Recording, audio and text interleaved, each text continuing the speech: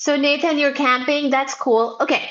So now that we have talked about the most exciting collision, which may not be happening after all because somebody ordered the cancellation of this collision, maybe 50% chance, we will now move on to another topic. This is going to be from the book called Atom by Dr. Lawrence Krauss. And he has talked about matter and antimatter in this next chapter that we're on. Okay. So let me pull this up from my other device. I have all kinds of devices here. And let me pull it up here. So basically, the thing is that in this chapter, so we have been covering this book, by the way, for a little while. We haven't gotten too far into it, but it is a sort of requested book on this channel. So hopefully, if you're joining, that you enjoy. And if you see this later on as a live replay or video upload, and if you were one of the ones who was interested in the book, please do leave a comment. I don't see my mod Chickpea here because he was one of the, as he was one of the people actually who requested the book. So Chickpea, if you're seeing this later on, please do like, share, subscribe, comment, and leave your comments to give us your thoughts and your support on this matter. I'm going to take some sips of my water, and then we will talk about matter and antimatter and some probabilities that may have led to more matter than antimatter, and sort of at which point did the universe decide that there was going to be more matter, which ultimately leads to things like us in the universe. Okay, so that's where we're going to be talking about next.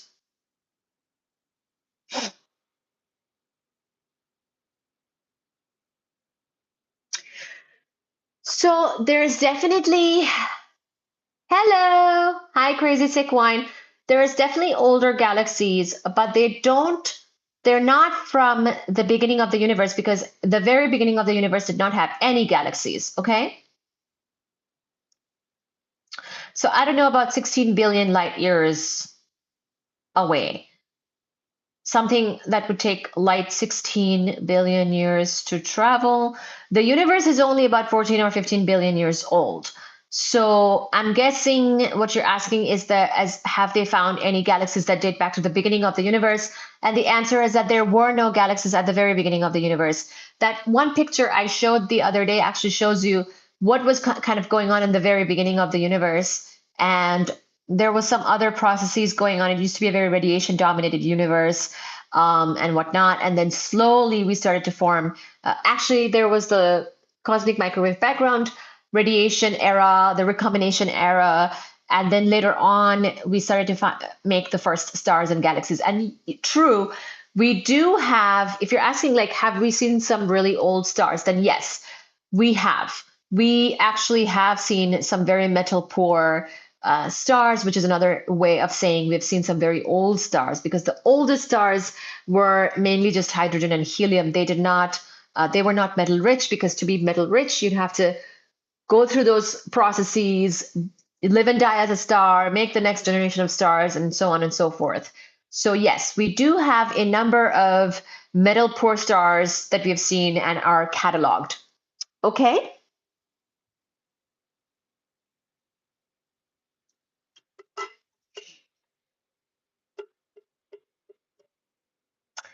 Crazy says, if it isn't the marvelous tree, how art thou on this brilliant night? I am good. How are you? Did you like the live? Like, share, and subscribe. And yeah, put your comments in the chat. Yeah. So, I mean, again, unless there is some other evidence about the age of the universe, so far we think it's around 14 or 15 billion years old. So, okay. So now, but as far as the metal poor stars go, absolutely we have some in our catalog. We don't have every one of them, I'm sure, but there is some, even in our own galaxy, actually. Isn't it so crazy? We have some stars, I believe, in our halo that are quite old and much, much less rich in metal. Okay. Like, we have some older stars in the halo of our own galaxy, which are more metal poor, and they are older. Okay. We also have a ton of dark matter in our halo, which is a topic of active